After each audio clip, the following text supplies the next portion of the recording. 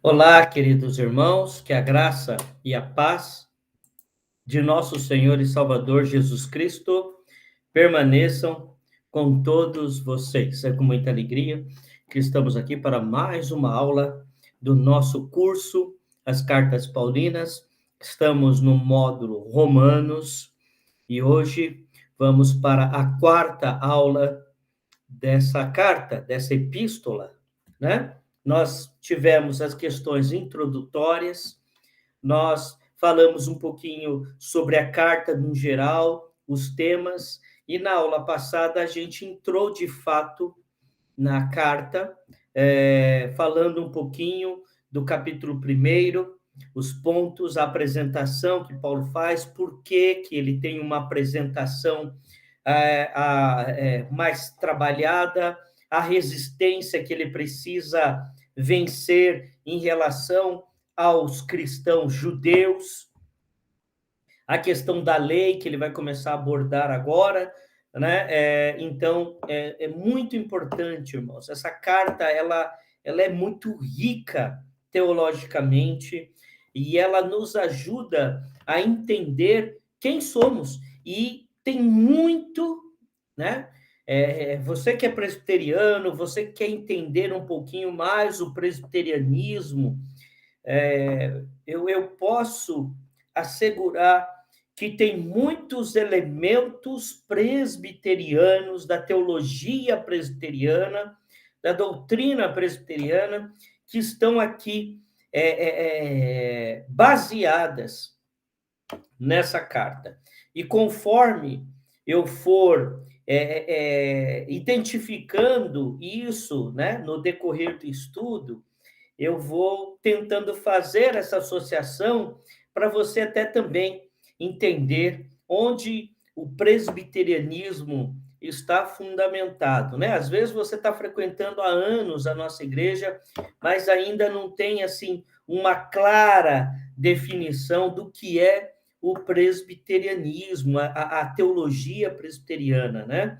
E eu gosto de dizer que eu vejo a teologia presbiteriana muito ali no apóstolo Paulo. Eu até brinco que se Paulo estivesse nos nossos dias hoje, eu imagino que ele seria de alguma comunidade presbiteriana, né? É uma brincadeira apenas e não é nenhum demérito a outras igrejas de forma alguma. É uma brincadeira simples que a gente gosta de fazer, né? Até porque a gente identifica em Paulo muitos elementos da nossa igreja, né? A gente identifica muitos elementos da nossa igreja em Paulo.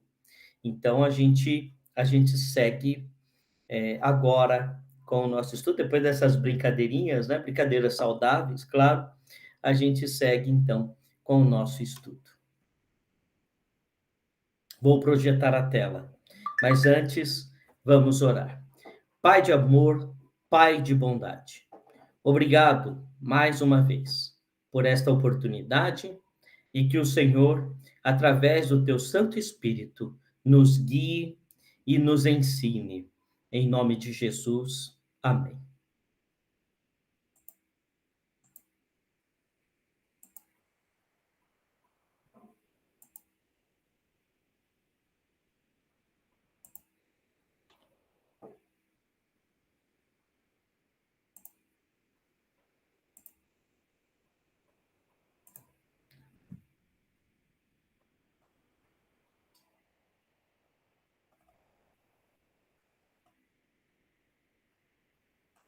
Aqui. Então, irmãos, nós encerramos a aula passada falando sobre esses dois pontos. O homem é indesculpável, nós explicamos um pouco disso, né? Mas nós vamos trabalhar isso um pouco melhor. E a ira de Deus é justa, né? É justa. Então, Deus tem o direito de se irar contra mim, contra o homem, porque nós somos maus. nós somos pecadores. Vamos para o conteúdo da aula de hoje, conforme eu pedi na última aula, a leitura dos capítulos 2 e 3. Paulo e os judeus de Roma, né? Então, na semana passada, vocês viram o quê? Que Paulo ele vai escrevendo de uma maneira que ele vai tentando quebrar barreiras, né? Logo na saudação, ele escreve trazendo ou tentando trazer para junto de si os romanos, quebrando uma certa resistência que a gente já que a gente já informou que tinha. Então, vamos lá. A lei, né? Como que Paulo entendia a lei? Quando nós falamos de lei, nós precisamos entender, irmãos, que existe a lei mosaica.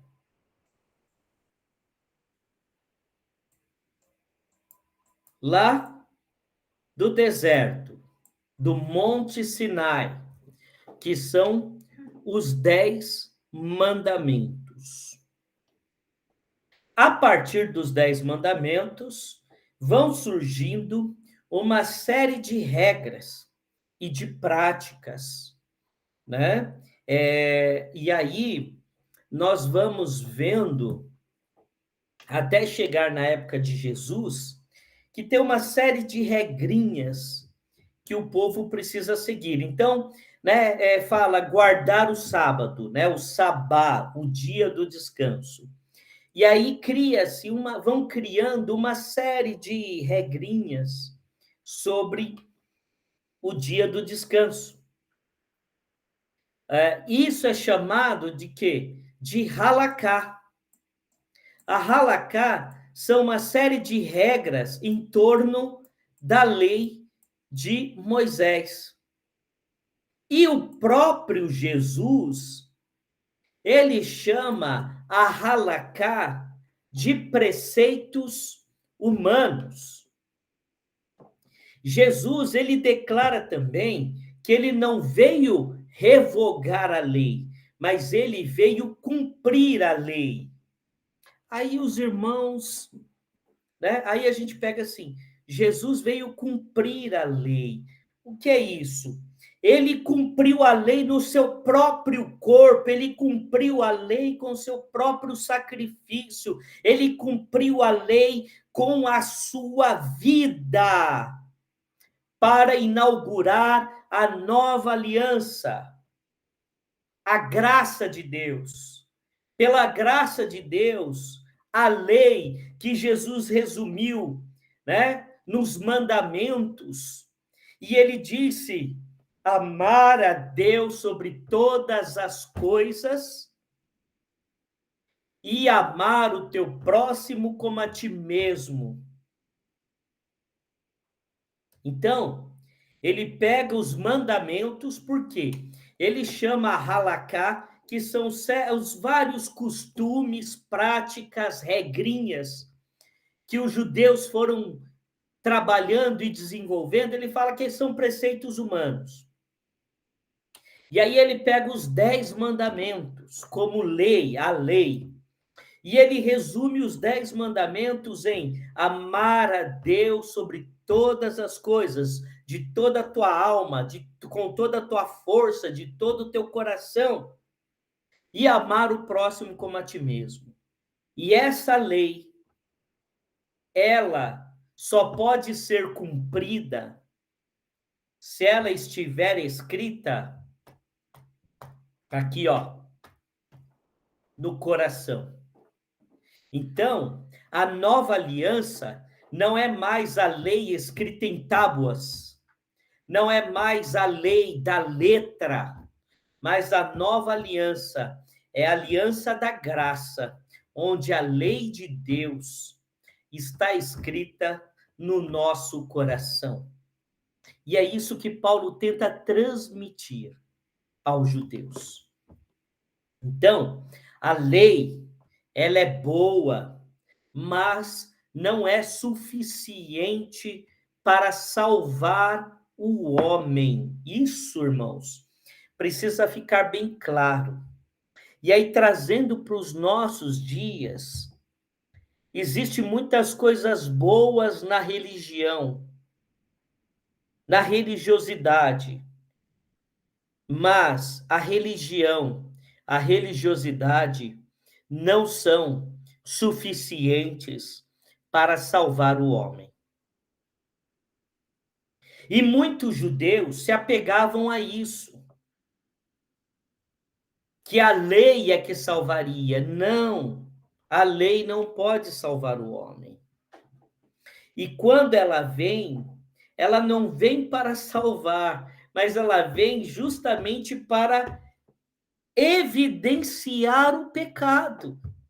A lei, ela evidencia o pecado e ela revela a condição do homem de pecador e condenado. Então, a lei, ela é instituída por Deus para revelar a nossa condição de pecador e de condenado, para mostrar que precisamos da graça.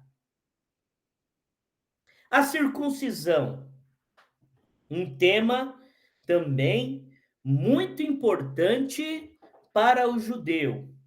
O que era a circuncisão? A circuncisão era o que nós chamamos hoje de fimose, né? Todo menino, maioria dos meninos hoje, quando criança, fazem fazem a cirurgia da fimose, que é cortar aquela pelinha, né, em excesso no pênis do menino, né? Então tem aquela pelinha e ela é cortada. Para o judeu, aquilo era feito no 8º dia. Então era o sinal, né? Era o sinal de que, ao fazer a circuncisão, aquele menino judeu fazia parte da aliança de Deus. E o judeu, o judaizante, que nós falamos na aula passada, e já abordamos muito isso, ele queria exigir que todo cristão convertido que não fosse judeu se submetesse à circuncisão, como se a circuncisão fosse, junto com a lei, os meios para a salvação. Então, uma pessoa que não era circuncidada, ela não poderia ser recebida como povo de Deus. E aí, o que você tinha na igreja em Roma? Você tinha o gentil convertido, que nunca foi judeu. E você tinha o judeu convertido, que vinha com toda a sua tradição, a guarda do sábado, o que podia comer, o que não podia comer, o que podia comer. Eu comi o R agora, né, irmãos? E não pode comer o R, viu? Tá? Então, o judeu vinha e aí ele trazia o que podia comer, o que não podia comer, ele trazia o dia que tinha que guardar, ele trazia todo o seu apego à lei, ele trazia todos os seus costumes. E aí, dentro da igreja de Roma, você tinha o conflito, porque o gentil entendia que ele não precisava se submeter a todos aqueles costumes judaicos. Já o judeu, ele entendia que o cristão convertido tinha que se submeter aos costumes judaicos, inclusive a circuncisão. Então, Paulo traz a circuncisão, como vocês leram, eu expliquei o que era a circuncisão, inclusive Jesus era circuncidado, porque Jesus nasceu um menino judeu, e os seus pais atendiam à lei judaica. Então, no 8º dia, Jesus foi levado ao templo para se submeter à circuncisão, ter a pelezinha do seu pênis cortada no 8º dia. E o que acontece quando nesse evento? Lá em Lucas, né? Lucas é que relata isso. Simão pega Jesus nos braços e diz assim: Senhor, pode despedir em paz o teu servo, porque os meus olhos já viram a tua salvação. Então, de fato, a salvação vem dos judeus. Isso Paulo deixa claro. Então, Paulo inclui os judeus. Mas qual era o grande problema? O judeu querer impor a circuncisão ao gentio, ao grego, que não era judeu, como meio de salvação. Seria como, irmãos, a pessoa convertida chega na nossa igreja e aí a gente quer colocar uma série de costumes que ela não tem como critério para ela ser salva. E não é. Ela é salva única e exclusivamente pela graça de Deus. Ah, tem que usar cabelo assim, cabelo assado, roupa assim, roupa assada, né? Roupa assada, essa foi boa, né? Não, não é por aí. Não é por aí. Então, havia um conflito, um conflito muito grande, né? Na igreja em Roma. E Paulo precisa, como ele pretendia visitar a comunidade romana e queria fazer da comunidade romana a sua base missionária para ele alcançar povos que ainda não conheciam o evangelho, dentre esses a Espanha, ele precisava resolver essas questões em Roma. E aí, então, a carta ou epístola aos Romanos. Aí, Paulo aborda a lei, boa, mas não é suficiente. Ele aborda a questão da circuncisão, que ele diz o quê?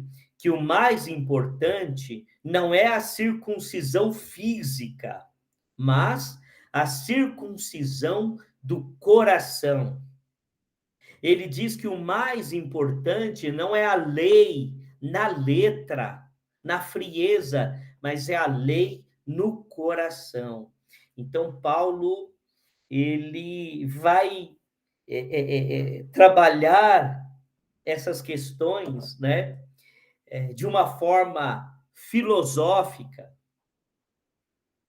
né, filosófica.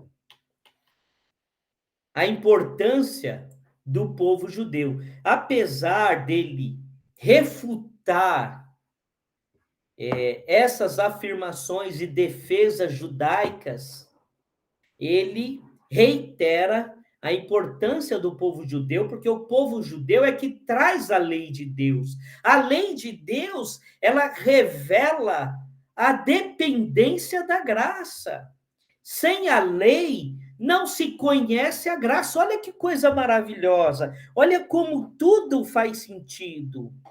A lei conduz para a revelação da graça. Porque a lei vai dizer o quê? Eu não posso me salvar, porque eu não consigo ser perfeito. E aí vem a graça. Não é você que se salva, é Deus que te salva. Não sou eu que me salvo, eu não tenho como me salvar, mas eu sou salvo pela graça de Deus. Então, a salvação, a partir da nossa perspectiva, não é tratada na voz ativa, mas na voz passiva. Pastor, o senhor está falando muito difícil. Para quem gosta da língua portuguesa, entendeu o que eu disse. A salvação, a partir da minha realidade, ou da minha perspectiva, da minha condição, ela é entendida não na voz ativa, como eu posso fazer algo, como se eu pudesse alcançá-la. A salvação, ela é na voz passiva, eu recebo. Ativo é aquele que faz, é aquele que promove. Então, a voz ativa é quando eu estou fazendo. A voz passiva é quando eu estou sofrendo ou recebendo algo. Então, a salvação é sempre tratada na voz passiva. Eu recebo de Deus a salvação, tá? Eu recebo de Deus a salvação. Que coisa maravilhosa, né? Que coisa linda. No capítulo, nós não lemos ainda, vamos ler, mas no capítulo 4, ele cita Davi quando diz assim, quando Davi diz: bem-aventurados aqueles cujas transgressões são perdoadas, cujos pecados são cobertos. Bem-aventurado aquele a quem o Senhor jamais atribui pecado. Então, sempre na voz passiva, tá? O pecado, irmãos, Paulo vai, aí entra, olha como Paulo começa a trabalhar a união entre os judeus cristãos e os gentios cristãos, que ele chama de gregos. Olha como ele começa a trabalhar a unidade na igreja de Roma. Sabe como que ele vai trabalhar essa unidade? No pecado. Ele vai usar o pecado. Por quê? Ele vai afirmar que o pecado coloca todos, judeus e gentios ou gregos, na mesma condição. E que condição é essa? Condição de culpados, réus, merecedores da ira de Deus. Então, eu sou judeu, eu sou da lei, eu sou circuncidado. Ele trabalha para mostrar que esse judeu, conhecedor da lei, circuncidado, também está na condição de pecador. Eu não sigo a lei, eu sou gentil, eu não tenho a circuncisão, eu sou grego. Você também necessita da graça de Deus. Então, Paulo mostra o que para nós? Gentios e judeus na mesma condição. Tá? A circuncisão não garante a salvação. Então, Paulo diz: não adianta você ser circuncidado fisicamente. A circuncisão, por si só, não garante a salvação. Assim como a incircuncisão não nos leva à perdição por si só. Então, o fato de uma pessoa não ser circuncidada não quer dizer que ela será condenada. E o fato de uma pessoa ser circuncidada não lhe garante a salvação. Por quê? Para ambos, o que importa é a circuncisão no coração. Para ambos, o que importa é que a lei de Deus esteja no coração. E qual é a lei de Deus? Amar a Deus sobre todas as coisas, de toda a tua alma, com todo o teu entendimento, com todo o teu coração, com toda a tua força. E amar o próximo como a ti mesmo, tá? E aí, nós vamos terminar aqui o capítulo 3 e introduzir o capítulo 4. E aí, para a próxima aula, você vai ler o capítulo 4 e o capítulo 5, tá? Então, Paulo prepara o terreno. Pastor, ele está preparando o terreno para quê?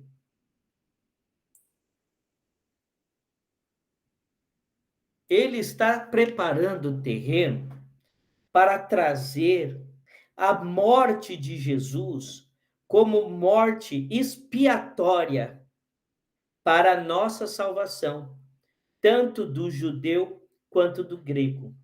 Então, Paulo vai preparando o terreno. E aí ele diz o quê? Que a justiça de Deus é externa.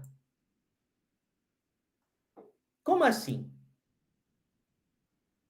Externa a nós. A justiça de Deus é algo que vem de fora e é imputada em mim, né? Eu gosto muito de trabalhar esse tema. O que é amputar? Amputar é cortar e arrancar algo que estava e não estará mais. Então, eu nasci com o meu braço, e eu amputo o meu braço, eu tiro o meu braço, ele fazia parte e não faz mais. Imputar é o contrário, é colocar algo que não estava, que não era. Lembra que eu falei na aula anterior? Vamos voltar aqui, né? O pecado coloca todos, judeus e gentios, na mesma condição. Condição é essa? Condição de condenados, né? Mas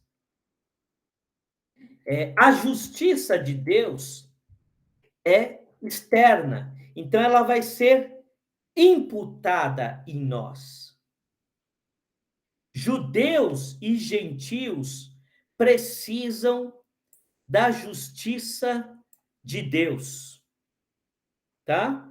A lei revela ao judeu que ele precisa da justiça de Deus. E o mundo, a criação de Deus, revela ao gentio que ele precisa de Deus. O homem, por si só, seja ele gentil ou grego, não pode se justificar, tá? Então, o que nós lemos nos capítulos 2 e 3 é isso, tá? E aí a gente olha aqui, no capítulo 2,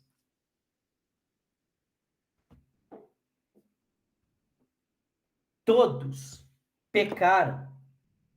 Olha o que ele vai dizer aqui. Capítulo 2, verso 17. É importante ler esse trecho. Mas, se você diz que é judeu, confia na lei e se gloria em Deus. Se você conhece a vontade de Deus e aprova as coisas excelentes, sendo instruído na lei, se você está convencido de que é guia dos cegos, luz dos que se encontram em trevas, instrutor de insensatos, mestre de crianças, tendo na lei a forma da sabedoria e da vontade, você, pois, que ensina os outros, não ensina a si mesmo? Você que diz que não se deve cometer adultério, adultera. Você que detesta ídolos, rouba os templos. Você que se gloria na lei, desonra a Deus pela transgressão da lei? Pois, como está escrito, o nome de Deus é blasfemado entre os gentios por causa de vocês. A circuncisão tem valor se você pratica a lei, mas se você é transgressor da lei, a sua circuncisão já se tornou incircuncisão. Portanto, se a incircuncisão observa os preceitos da lei, não será essa incircuncisão considerada como circuncisão? Então, ele está dizendo ao judeu que se vangloria da lei, que não adianta a lei se ele não a cumpre. E o judeu sabia que não tinha como cumprir toda a lei. Então, o que Paulo está dizendo aqui não é uma novidade para o judeu. Ele sabia que não podia cumprir toda a lei, mas aí o judeu fazia toda uma escala de mérito. Irmãos, acredite, ele fazia uma escala de méritos, e aí ele tinha pontos. Então, quando ele não cumpria alguma coisa, ele tinha pontos positivos e negativos, né? Então, ele estava sempre na sua conta, sempre com pontos positivos, mas não era isso. Se é para cumprir a lei, é para cumprir toda a lei. Mas o melhor dos judeus, o mais obediente dos judeus, o mais fiel dos judeus, não tinha como cumprir toda a lei. Então, o homem por si só não pode se justificar. Como se salvar, então?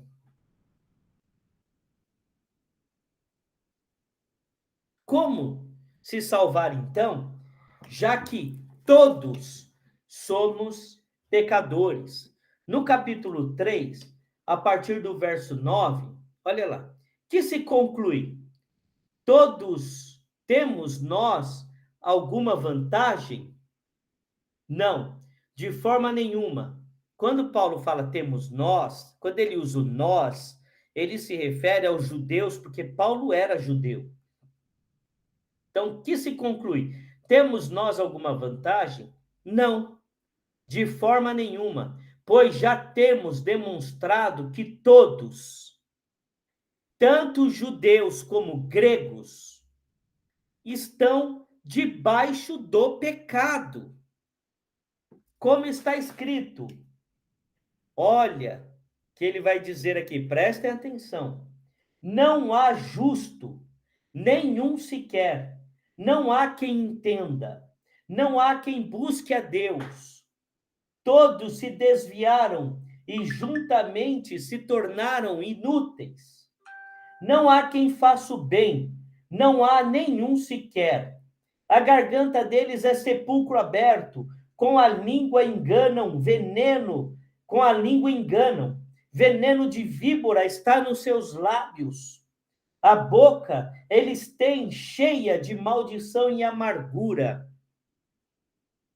Os seus pés são velozes para derramar sangue. Nos seus caminhos há destruição e miséria. Eles não conhecem o caminho da paz.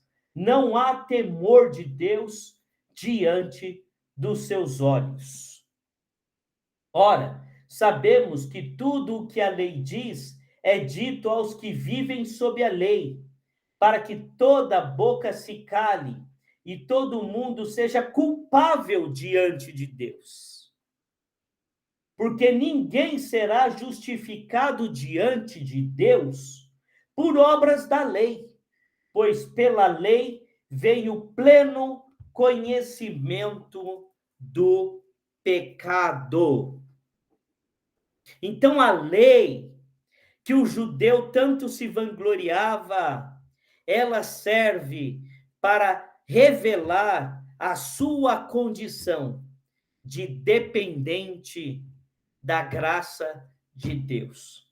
Então, diante do que Paulo disse, diante do que lemos no capítulo 3, como se salvar então?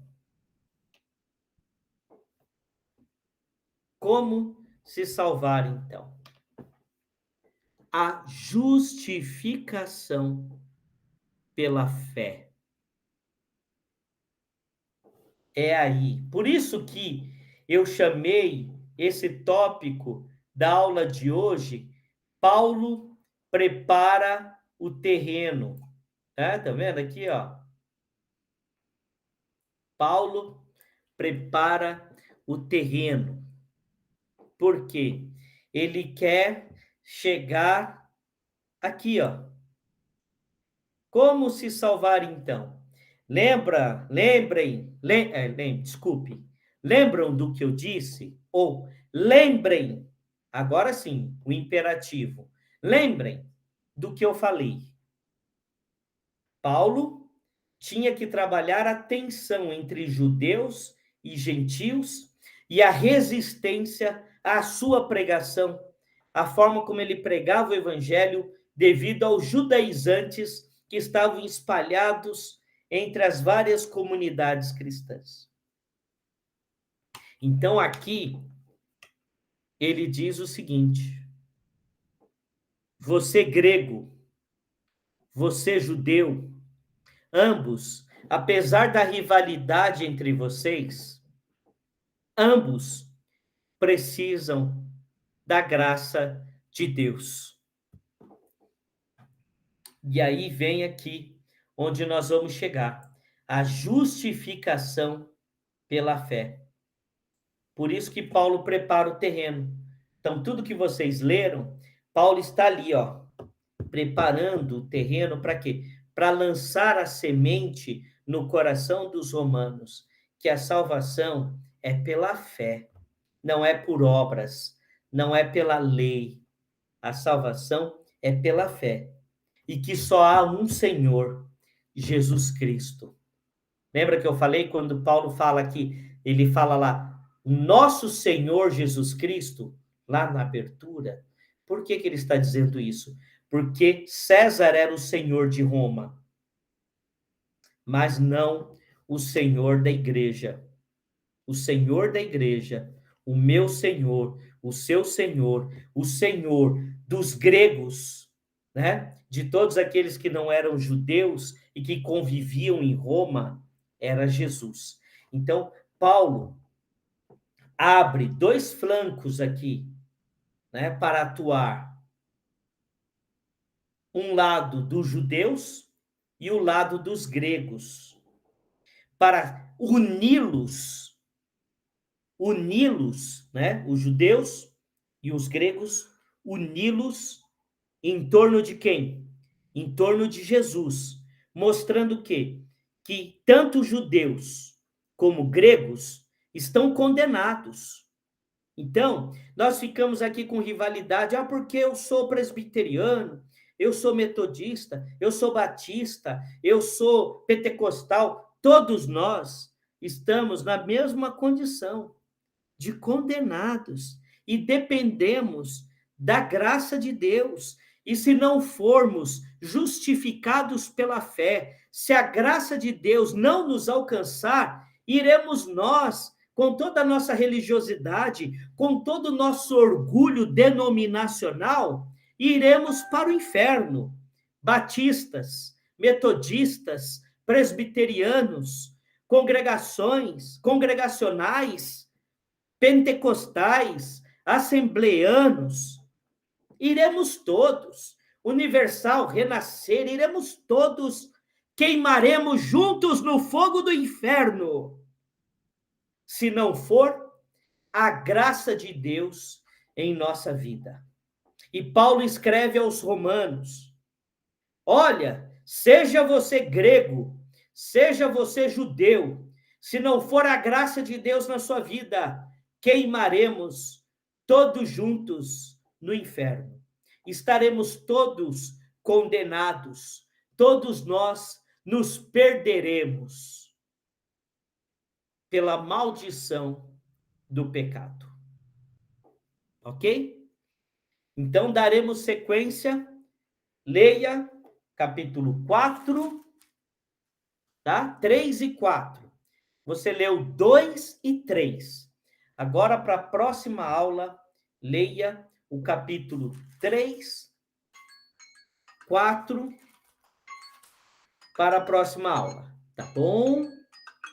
Então, nós ficamos por aqui hoje e daremos sequência. Paulo preparou o terreno, né?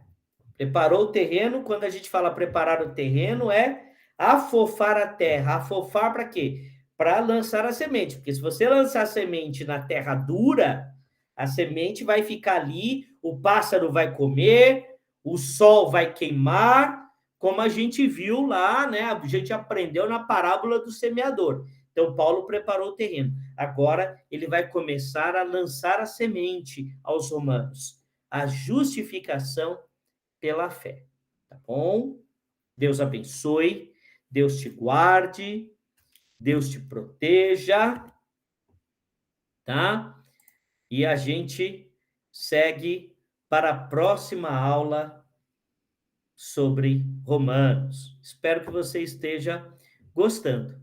Espero que você esteja aprendendo, espero que você esteja aproveitando ao máximo. Mas eu espero mesmo que você esteja lendo a carta aos Romanos, né? Porque senão tudo que eu estou fazendo aqui, falando aqui, pouco sentido fará na sua vida se tudo que eu estou passando para vocês não estiver vindo acompanhado da sua leitura da Epístola aos Coríntios, tá bom? Então, leia os próximos capítulos que eu indiquei para a próxima aula.